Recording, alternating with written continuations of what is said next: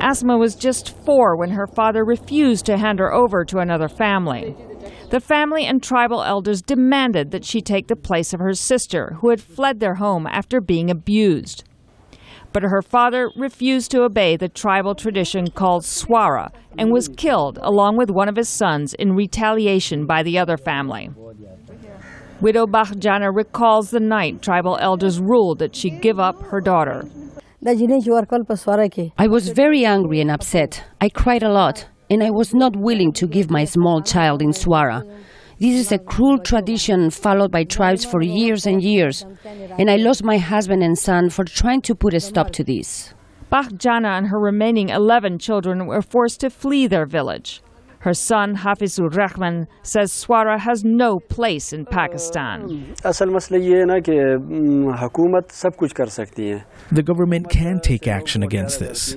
If the government can conduct operations against terrorism, then why not against this? They can issue orders forbidding this tradition, and the police should implement that decision in our villages. Lawmaker Riaz Fatiana says the government has passed laws to protect women, but that the problem lies at the local level. Because first, police is not cooperating with victims, and they are reluctant to register cases freely. Secondly, courts take many years to announce judgment, and meanwhile there is no protection to witnesses and families of victims. The concept of women as property to be exchanged for debts is most prevalent in Pakistan's northwest and southwest tribal and feudal areas.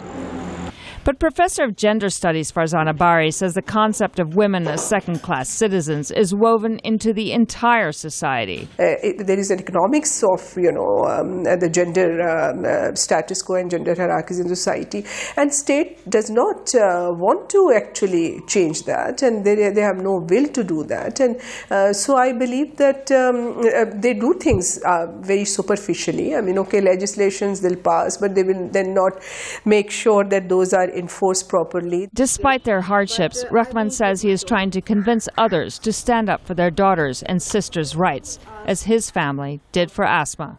Sharon Behn, VOA News, Peshawar.